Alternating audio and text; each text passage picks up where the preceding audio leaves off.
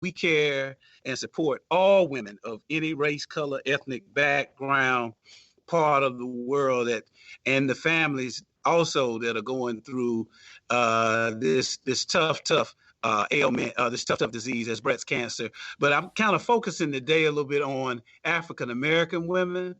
And I just want to lift out a few things that make the struggle for African American women a little more difficult. And let me, before I shout that out and go to you guys, I'm in Victorious Visions Art Studio here in Greensboro, North Carolina. We're having a breast cancer awareness arty party, which is like a paint and sip, with a portion of the proceeds going to the effort here in North Carolina. And Michelle Gilmore, who is a multiple sclerosis MS survivor and a breast cancer survivor. She's my shero.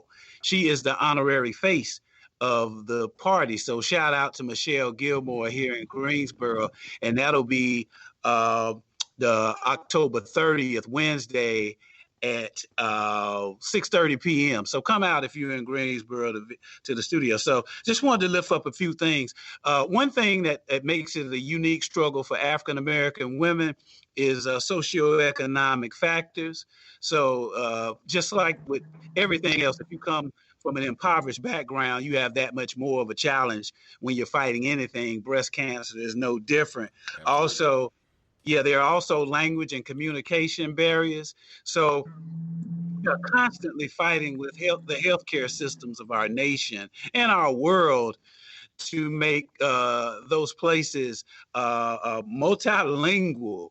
In addition to that, culturally sensitive, so that diagnosis can be done in a more accurate and expedient way.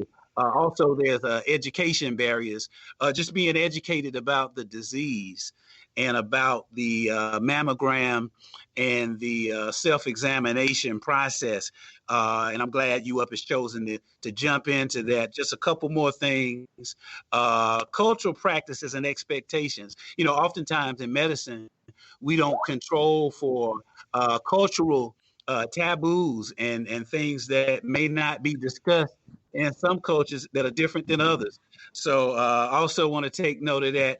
And cultural or religious beliefs. All these things impact on African American women diagnosis and things of the like. So I want to open it up to you guys. And just on a personal level, we've all been touched by breast cancer in our families. Talk about personal experiences that you've had with family members that have contracted breast cancer and what that did to the entire family. Anybody jump in, please.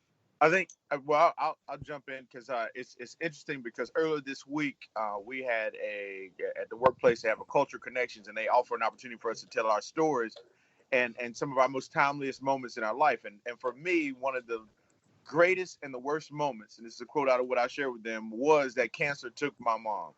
Wow. I think the part of what happens is that Brother Penn talked about it last segment, that some of the greatest results come from some of the worst situations. When my mom was originally diagnosed with lupus while she was pregnant with me, and then years later, after that went in remission, that cancer was found again. She went into remission again, and then finally she lost her final battle, which would be basically her second or third bout with cancer. And what it did is that it taught me the resilience and putting things in perspective in terms of what really means something. It brought our family close together. It put a bond between us that didn't already exist, but it was through that loss. But what I think the other side of this disease does is, just like anything else that's health related, it exacerbates what already are the smaller points of our weaknesses as a culture. We talk about having taboos against the medical field in general from a cultural standpoint from years and years and years. Right. We talk about access to great health care, having the resources at a socioeconomic level to have. You talk about all of these. The educational component that also goes into that as well. It prevents us from being able to maybe be in the same place with someone who has more than that. And then in addition to that, when we look at what cancer does, we understand that right now, although it's not always a death sentence, there is more, oftentimes than not, it is a fatal disease. And we don't even talk about what happens after the fact, because then that talks about what do we have prepared in terms of estates for families? What type of financial burden does this become? Not only to battle it as a medical situation, but even after that, to talk about what we do when it comes to post-life situations for our family. And so all it does is exacerbates some of the struggles that we already have. And then you start entering, well, who's going to pay for the funeral and who's going to lay her down and whose responsibility, which then creates even more conflict within our families, breaking them further apart. And so that's why when I talk about cancer, I talk about it as, yes, it can be one of the greatest things, but it can also be one of the most devastating. And not even talking about the physical component. It's what it does to families from diagnosis to post life and onward and onward. But I always am one for, yes, let's talk about preventative care. Let's talk about putting information out there so people know that when we talk about carcinogens and the direct connection between that and cancer. And when we talk about being able to eat healthy, and we start talking about food deserts and all these different things that we talk about all the time in an abstract way, when we can really draw a direct line to one of the most vicious diseases that the world has seen, not just Black people, the world has seen. So I think, it touches all of us in a mighty, mighty way.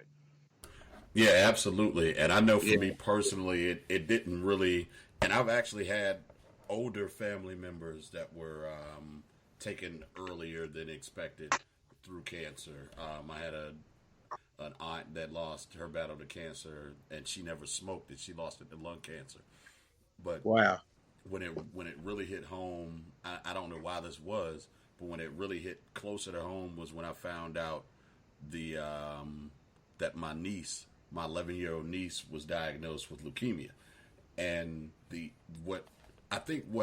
what drew my family a little bit closer in that element was the day before we found out she was diagnosed with leukemia, my nephew, her younger brother, was born.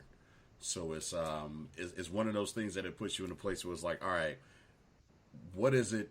And it makes you begin to read and become more closely related to the research, and making you want to give more, because you begin to understand exactly what the purpose of some of these foundations are for. They go towards research and learning more about it so we can have more preventative measures. And with her having leukemia, for example, her life expectancy, because of the research that was done for all the people who lost their lives to leukemia prior to her developing it, it makes me more grateful that people prior to me were able to get it ahead of the research. So now we know that like for leukemia in children that age, they have like a 93, 94% remission rate. So her expectancy is to go into remission and live a long and fruitful life. But the first thing that you think about, going back to JC's point, was what starts to make it more complicated, is everyone, once you hear the word cancer, the next word that seeps into your mind is death. Yeah, that's true. What we should be doing is, before we get to that point, when you hear the word cancer, the next word that you seep into everybody's mind is prevention, and then educating yourself on what it is that you can do to help be more preventative, so we're not losing family members at large rates like we have. Free, do you have anything? Is Free back from his weekend excursion? Doesn't sound like it. Doesn't look. Yeah. What? Are you ready? Are you sure? Yeah. I stay ready. I stay ready. I'm BC ready. That is Benedict College, the only Supreme. That means you late, but go ahead. But anyway, I just from jumping back in and out, and I apologize. But just number one with healthcare, just a personal story. I lost my mother back in 2004 to lung cancer. My mother was a smoker, and today would actually have been her 76th birthday. So it's had a great effect and causes. But I think in looking at her generation, I just think number one, education was a big key. That generation didn't live with a lot of the knowledge to some of the repercussions or things that came along with certain activities, and then the severity of it. And I think that's what leads to a lot of health problems, education, and access to resource. I know one of the biggest fights that we have as far as the teachers with marching are expanding Medicaid and stuff so that families can have access to treatments and medical care, just to lead to, I guess, an understanding or getting out in front of certain things like you were pointing on, Brother D, getting out ahead of certain health issues and health concerns. Um, uh, for me, I try to stay adept in eating, just recreational health, and try to focus on that because, from what we know, and having a father as well that suffered two forms of cancer, who currently has multiple myeloma, a lot of it is paying attention to our self-help, our self-care skills. And I think education is the main resource to not only the medicines we have in modern culture, but also those naturalistic and holistic healthcare. So I try to delve into holistic practitioners as well. But that's my simple view on it.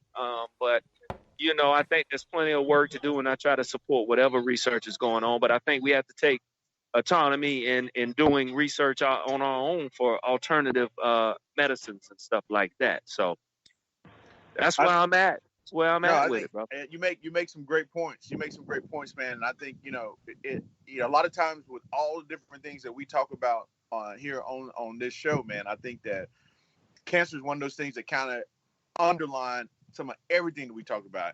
When we talk about cancer, we've said in just the last 15 minutes, we talked about education, we talked about finances, we talked about cultural things, cultural symptoms that allow us not to be informed, to not make great decisions that have ultimate impacts to who we are as a society. And I think if nothing else can underline that, when we celebrate a month like this, those are the things that it's a month that can remind us that, hey, there's a reason why we talk about making sure that we have students that know what STEM is and how valuable STEM is and why they need to finish school so that they can go into these research fields to talk about what it means to be medically sound and understood and dealing with people who don't have access. And we need everybody. We need doctors. We need research analysts. We need financial advisors. We need psychologists. All these different things that ball up into one. Cancer is one of those things that it's not selective.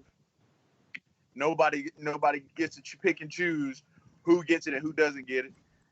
But it's one of those things that blows up to say, listen, here's how we can go to battle, because we know that there's research out there that people are doing, there are medicines that certain people have access to.